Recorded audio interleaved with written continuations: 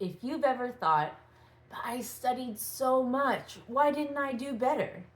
Then this video is going to change how you approach preparing for the AP Biology exam.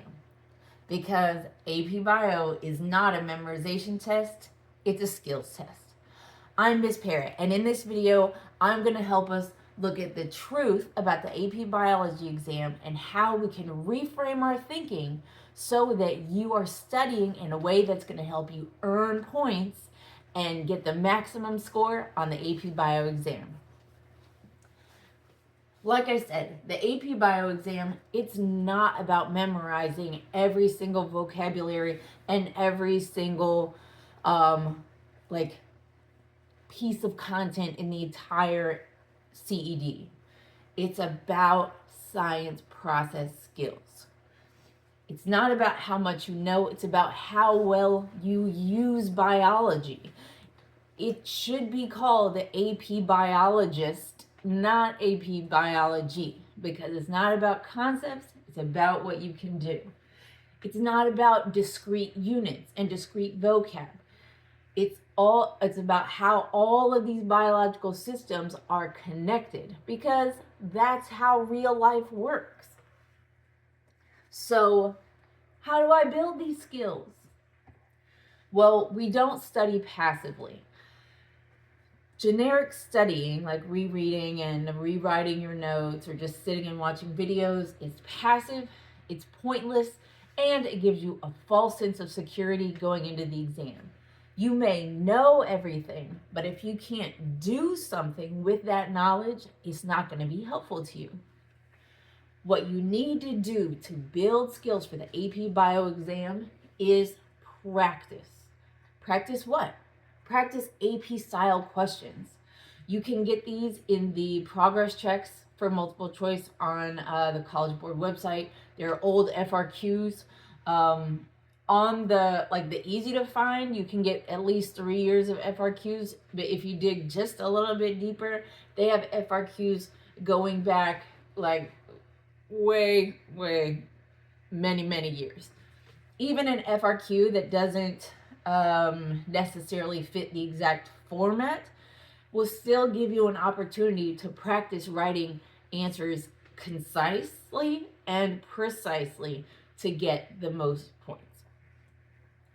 You want to be practicing data analysis and graph interpretation, putting things in experimental context, because they're not just going to ask you about photos, how photosynthesis works. They're going to put it in the context of a photosynthesis lab. And then you want to be thinking to yourself, diagnosing, why are certain answers right and certain answers wrong? And then applying that to the next question that you answer. Here are specific things you can do to take basic studying, right, rereading, rewriting notes, summarizing, etc., and take it to the next level. When you are, say, reading about photosynthesis, ask yourself as you go step by step, why does this happen, right? Why does the electron transport chain exist? Why are we doing all this NADPH stuff? Oh yeah, because you need the flow of electrons through the electron transport chain to pump the protons to the other side of the membrane to build up a high concentration of protons.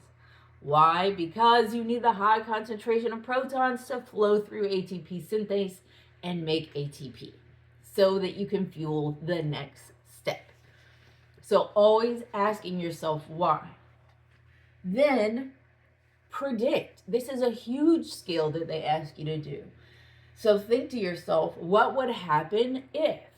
Okay, so what would happen if the electron transport chain couldn't pump protons from one side of the membrane to the other to create the concentration gradient? Well, what would happen is you couldn't make ATP, and then whatever the next step in the process is can't be fueled.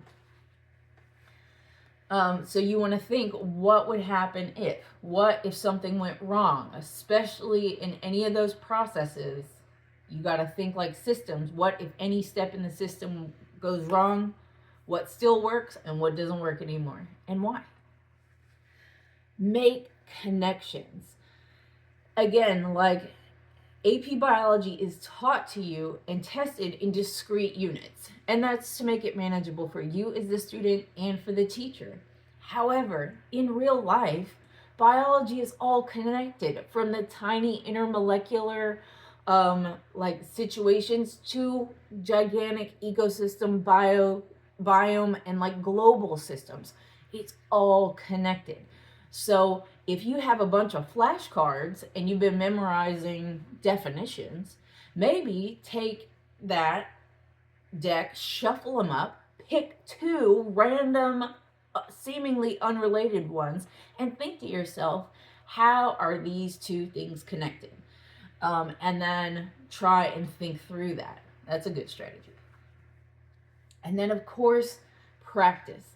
Especially when it comes to FRQs. You want to, my two favorite words with FRQs is you want to be precise, you want to answer the question being asked, and you want to be concise. You don't want to overwrite.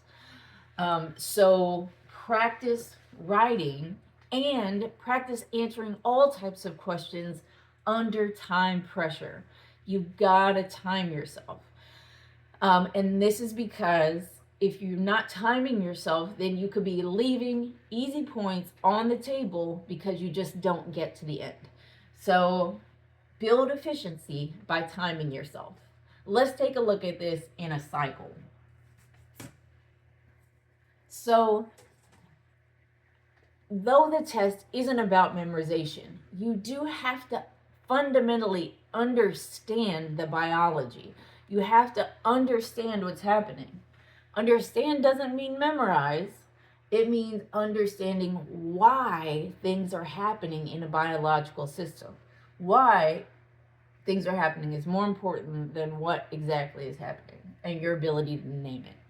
So once you understand, that really builds the true know base. Then you need to practice analyzing.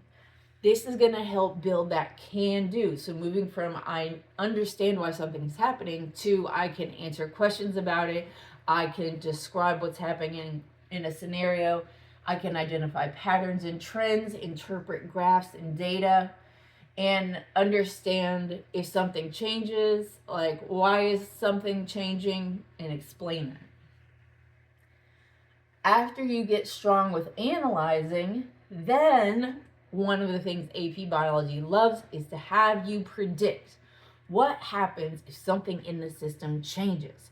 So and usually these changes are going to be environmental, or they could be a mutation, or like a virus, a disease, something comes in and changes up the system. How is the flow of the whole system from cellular level to organism to population, community, and ecosystem? Like, how is that going to change? And then maybe over time. So how is that whole thing going to change 10 generations from now?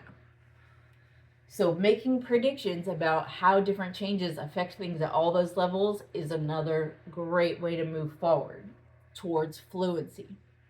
Then you've got to be able to explain why or how things are happening.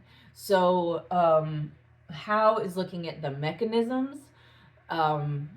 It's not just first this happens, then this happens, then this happens. It's like this gives energy for this process to happen, and then this process makes a conformational change in this structure, and then this structure is now able to do something it couldn't do before. So you need to be able to explain why things are happening and the mechanisms behind them.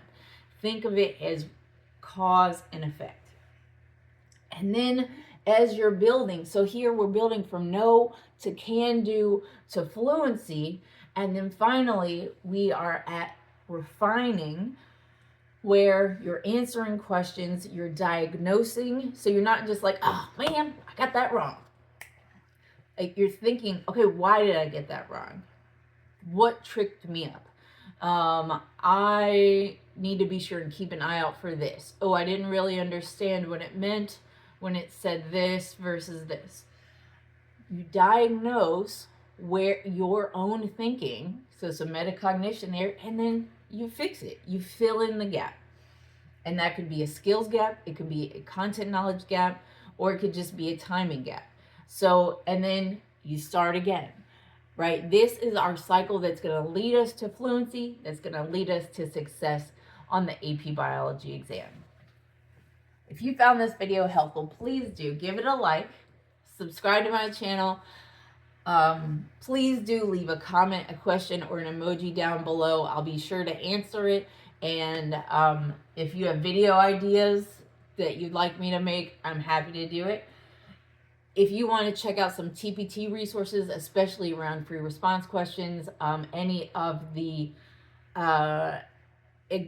formula and equation sheet, like all kinds of FRQs that have to do with those, check them out at my Teachers Pay Teachers store, Know and Grow with Gnomes.